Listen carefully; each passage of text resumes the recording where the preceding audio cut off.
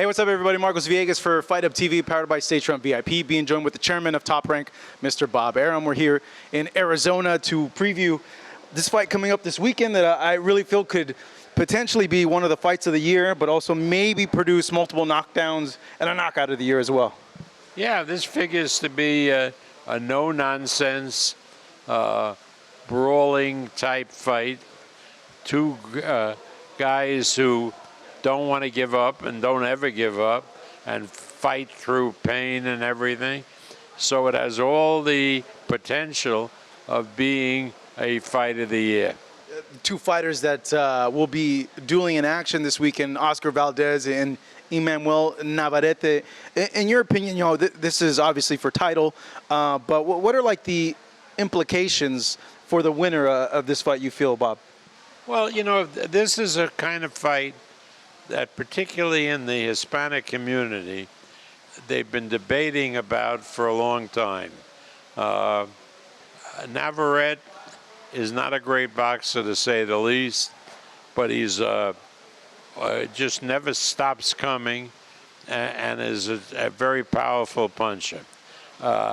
Oscar has boxing skills, but when he gets into a shootout, he forgets about him and just brawls with his opponent.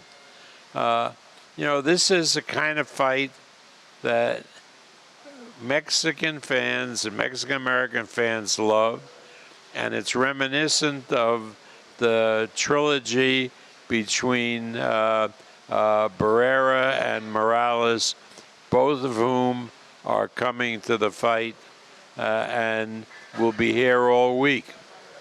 For the winner of the fight, like whoever it is, like what do you feel lies in the future for them?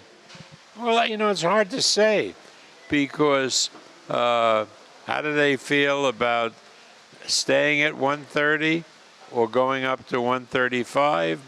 You know, there's so many options that fighters have now, but obviously a win for either of them is going to be very significant as it affects their earning power.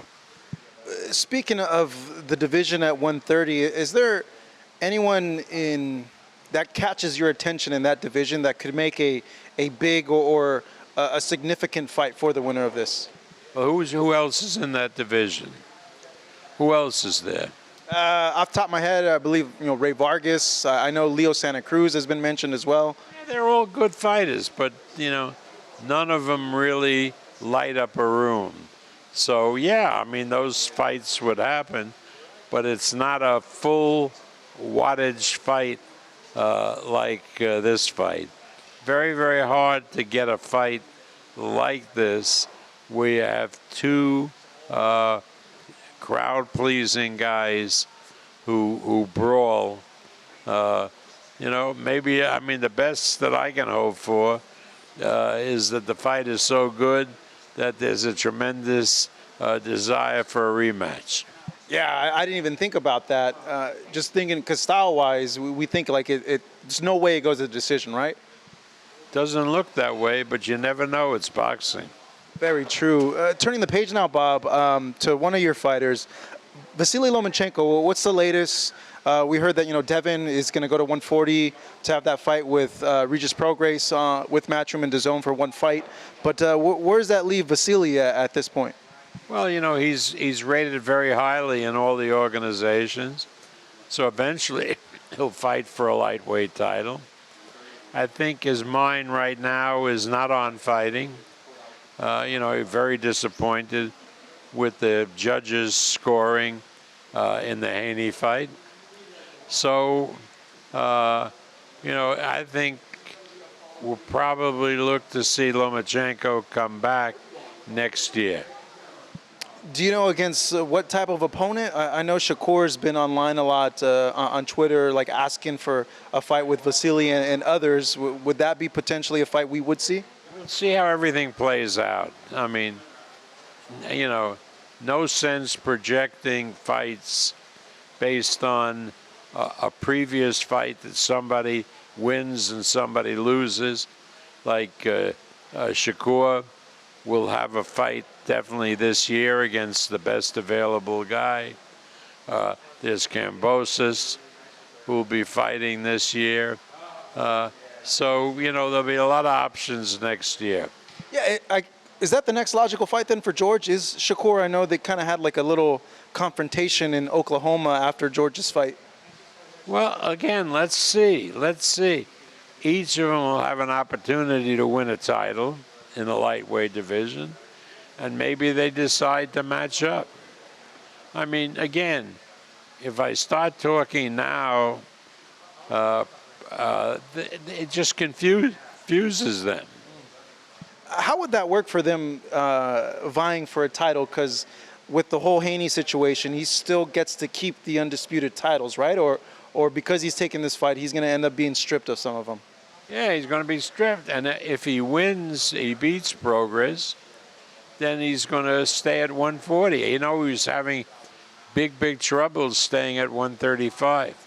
Outside looking in, and this is just me thinking, he seems to be a little frustrated of not getting guys like Haney and Gervonta and others in the ring with him. Do you kind of sense that from him also? No, I talked to him last night, and, he's a young, ambitious guy who's super talented, and he's like a horse. Can't wait to get out of the starting gate. But I talked to him, and I told him, it'll all come. Take your time. You're building up a tremendous record. You're making good money. The dream fights that you're looking for will be there. Maybe not this year, but next year or the year after. And how did he take that? Good. He started with Top Rank when he was a baby, and he therefore lacked some maturity. And now as he's getting older and understands everything, he's becoming more mature, not only as a fighter, but as a person. So, yeah, he's highly intelligent, and he understands. How did you take the supposed offer that was sent to him from Devin, the 20 or 25% for a fight? Was there any real substance behind that? No. I don't think Haney was particularly anxious to fight Shakur because it's frankly probably a fight that Shakur is going to win. So Haney is better off fighting at 140, where his body is calling for, because it's more and more difficult for him to make the 135 limit.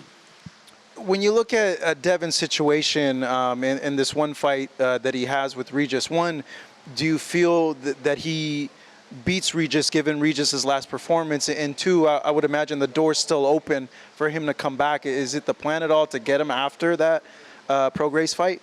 Well, it depends on who he wants to fight. I think if he beats Regis, he's going to look to fight Teofimo, and he'll come back, and that's a huge fight. In your opinion, does he beat Regis? I don't know. That's, again, Regis didn't look like the same Regis that fought the close fight with Josh Taylor. He just didn't. But whatever the reason was, you can't write him off based on his body of work. And if Regis goes back to where he was, then he against Haney will be a very competitive fight. If he is on the same level as he showed in his last fight, then Haney will beat him quite easily. So it is what it is. But you can't write a guy like Prograis off based on the performance in one fight. You mentioned Teofimo Lopez had a spectacular win against Josh Taylor in New York. When is he going to be back in the ring? What's the plan for Teo at this point? We want to bring Teofimo back this year, and then make him a real big fight in next year. So I mean, he proved in the Josh Taylor fight that he still has it, and that he's a top fighter, and the public wants to see him again. You didn't buy the retirement thing, huh? I don't think anybody really. Well, no, I didn't buy it, but it was sincere on his part because he was having certain personal problems which he believed would go away if he announced the retirement. In terms of him and the company as a whole, is the relationship there good? Because he did some interviews where he mentioned that he might venture off on his own and start his own promotions company and all that. Well, you know, as far as I know, the relationship with Teo and Top Rank is very good. A couple of weeks ago, he was at my house for lunch, and Jeremy Kogel and I had a 3-hour lunch with him. So I don't see any animosity or anything like that. Now, like with all of them, down the line, he might want to start his own promotional company. You know, they all do. And I don't take that as any kind of an affront. You mentioned big fight next year for him. Has there been any conversations whatsoever with Golden Boy, with Oscar, about matching him with Ryan Garcia?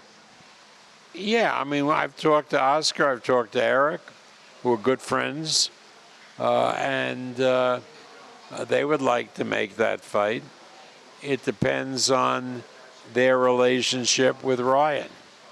And I don't want to get into it because I don't know enough about it.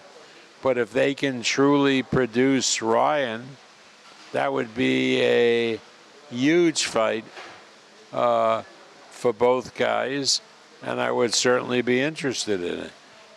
Do a co-promotion with Golden Boy is something that we've done very often. How would that fight look like to you, in your opinion, Bob? Well, I think if Teo is right, nobody beats him at 140. I really believe that. You know, if Teo is distracted with personal problems, then Garcia, who really punches hard, can win by knockout. So again, when you're dealing with fighters, you don't know what you're going to get from fight to fight with a lot of them. Inoue had a spectacular win in Japan, and he just looked phenomenal. Recent interview that Floyd did, where he mentioned that he maybe would want to see a catch weight. Is that at all possible? Is that a realistic fight for Inoue? I know it's some weight classes between the two, 122, 135, but what do you make of that? Inoue started at 108, and now he's worked his way up to 122. He is a tremendous star in Japan. Virtually nobody in Japan knows who Tank Davis is. And why would Inoue now, who is undersized at 122, talk about fighting a guy who's essentially a junior welterweight, a 140-pounder? It makes absolutely no sense. I mean, no sense. And, I mean, would Inoue have any chance with Shakur? Probably not. Shakur is way too big for him. You know, I mean, let's not carry it away. I mean, Terence Crawford showed what a great fighter he was the other week, but you wouldn't want to put him in with Tyson Fury. I think the perceivement of a potential Davis-Inoue fight is that Gervonta is smaller. He's like 5'5". He's around the same height. Maybe, you know, he is a bit more built than Inoue, but, you know, it's a fight that Tank has said he'd be open to it, and it's a huge fight. You know, Tank sells here in the U.S. Well, yeah, I know he sells in the U.S., but again, it doesn't. It's not good for Inoue to rush up and fight guys who are so much bigger than he is. I don't care the stature of Tank. Tank is, that's why they call him Tank.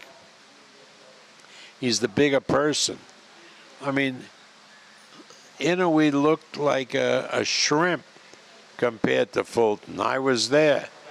I said, oh my God, this is going to be really tough. He handled Fulton easily. Well, let's see what he does with the Filipino.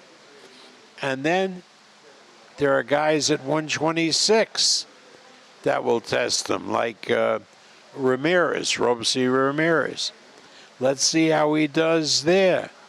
To put him in with a 140-pounder, you got to be stupid. And the Japanese are not stupid. Japanese in the business, Ohashi, Honda, they're good boxing people. They understand boxing.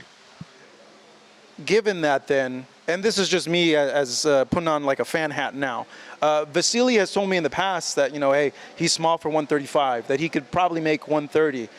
I know it is still a few weight classes, but is that more likely a Loma Inoue, or it's the same thing? Like, it's dumb to even think about something like that. It's dumb to think about it. Maybe a year from now, 2 years from now, it won't be. But right now it is. 122 is a reach for Inoue. It's not that, hey, he's starving himself to make the weight. No. I mean, he has no problem making the weight. Most of his opponents, including the Filipino kid that he's going to fight, are much bigger than he is. So, again, one step at a time.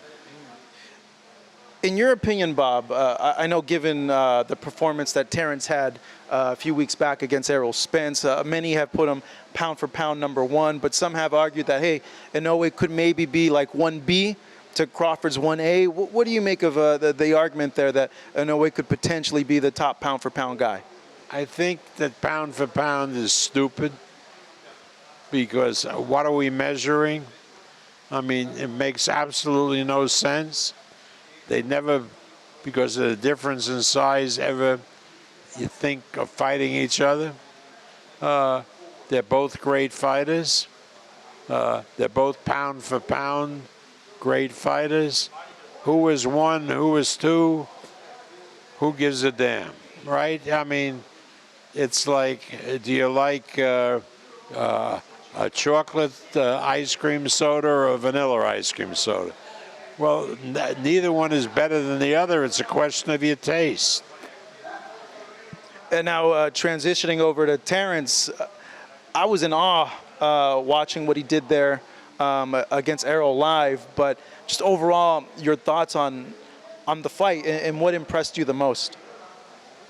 What impressed me the most, and I predicted the outcome of the fight. Look at Spence's body of work. And what clue do you see there which would lead Crawford to victory? And the clue that I saw was that of all the fights, I think at 38 fights, of all those fights, he only fought 2 southpaws. So what is that telling you? That's telling you that he has trouble with southpaw, because to have only 2 out of 38 fights, it means that his people or himself have looked to avoid southpaws. Now, Terence's big strength is that he fights equally well from either side. So instead of opening up as a right-hander, which he usually does, and then switching to southpaw, he only fought Spence as a southpaw, and Spence couldn't handle it, particularly when Crawford, who's ambidextrous, and now his right hand is his jab, is throwing it with force and hurting Spence. So once I saw Terence come out as a southpaw, in my mind, I thought, hey, the fight's over. Were you surprised, though, by how dominant he was? No, because Spence can't fight a lefty, and nobody even mentioned that. He can't fight a southpaw. if Crawford had fought him 5 or 6 rounds as an orthodox fighter, it would have been a different fight. You know, given just the performance that he had and now the attention that he's getting and the recognition, how do you feel? What emotions come to mind seeing that, hey, he's finally getting his just due when so many years a lot of people try to dismiss him? Well, I don't know if anybody dismissed him because of his ability. They dismissed him because of his drawing power or what have you. Terence was I consider Terence a great fighter before the Spence fight, and I consider him a great fighter after the fight. You know, and his dominance didn't surprise me. He is the full boat. Now, what will eventually catch up with him catches up with all of them, and that's father time. He is 35, going on 36. So at a particular point in time, not now, but down the road, he's an athlete. And athletes die young by not being able to perform up to their old level. And that'll eventually catch up with Terence. They're talking about not talking about, there was a rematch clause in the contract. It seems that it will be at 154. Does it go any different, in your opinion, at a new weight? Not even. Same thing. Same thing. What's he going to learn how to fight a southpaw now? You know, as long as Terence fights him from the southpaw stance, the result will be the same at 154, 160, 175. In your opinion, having guided a majority of Terence's career, where do you see him going after this? I know he's mentioned wanting to fight for undisputed at 154, but Jermel's tied up with Canelo, and we don't know what's going to happen there. And it could be a long time till that fight happens. Like, what do you think should happen in the meantime with him? Well, I don't know. I mean, that problem is off my plate. Let Terence will solve it with his people, and I haven't given much thought to it. Does he go up to 154 and be the Terence that we know he is against a Jermel if they were to fight for undisputed? I really think so, yeah. I think Terence is that much of a quality fighter that he probably beats everybody at 154. He has said that's his cap. Like, he ain't going past 154. And 160 is kind of like out of the conversation. At that point, if he does achieve the things that you say he could against Jermel, and I know you've told me this in the past, any era Terence could have competed, and he's just as good as the guys in the 80s. Now, where would he fall amongst all the greats in boxing? Well, he certainly in this era, he would be one of the most outstanding fighters. What do you think his legacy will be, in your opinion? Just that he was a great fighter. Fought guys. He won his first title in England. It wasn't easy. He's really a kind of fighter that has kept getting better and better as he got more experience. All right. Hey, Bob, as always, it's great catching up with you. Really appreciate it. Chairman right here, Bob Arum for Top Rank. Marcos Villegas for Fight Up TV. Thanking you guys for watching.